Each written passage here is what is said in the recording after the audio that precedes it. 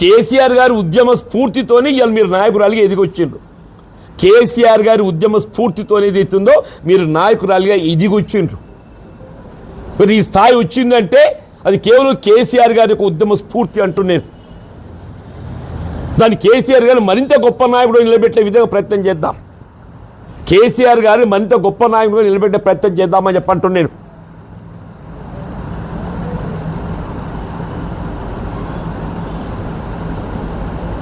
అది అనేది అవుతుందో అడువో ఇడిపోయి నువ్వు ఇక్కడ దాకా ఎదిగినావు అని చెప్పంటే ఆయన ఉద్యమ స్ఫూర్తి కేసీఆర్ గారి ఉద్యమ స్ఫూర్తి అయితే నువ్వు ఆయననే మర మనిషి అంటే ఎట్లా తల్లి? ఆయన మన మనిషి అయితే ఇక మొత్తం ఎవరు హృదయం ఉన్న మనుషులు అంటూ నేను దయచేసి అటువంటి మాట నీ నోటి నుండి వెలువడిస్తుంది కాదు.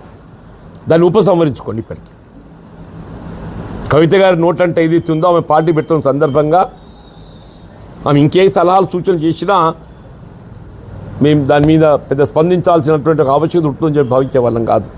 కానీ అంత పెద్ద ఆయన పట్టుకొని ఏదైతే ఉందో తెలంగాణ ఉద్యమ నాయకుడు, తెలంగాణ రాష్ట్ర ఏర్పాటు స్ఫూర్తి దాత, 2 పర్యాలు రాష్ట్రాన్ని ఏదైతే ఉందో దేశంలోనే కాదు అంతర్జాతీయ స్థాయిలో నిలబెట్టినటువంటి ఒక గొప్ప నాయకుడిని పట్టుకొని ఇలా మరమనిషిగా పేర్కొనడం అంటే నిజం కూడా దాన్ని మరి జీర్ణించుకోలేకపోయి మీరు కవిత గారు మీరు ఆయన స్ఫూర్తిలో మీరు ముందుకు వచ్చిన నాయకురాలు కాబట్టి let might have slip the tongue or లేకపోతే నిజంగా ఉద్దేశపూర్వకంగా అన్నారు చెప్పలేము. అది కూడా మీరు ఎట్లనో తెలియదు. కానీ ఏదైతుందో దాన్ని ఉపసంహరించుకుంటే మీ గౌరవం ఉంటుంది. దాన్ని మరమనిషి అనే ఒక పదాన్ని ఉపసంహరించుకుంటే మీ గౌరవం ఉంటుంది.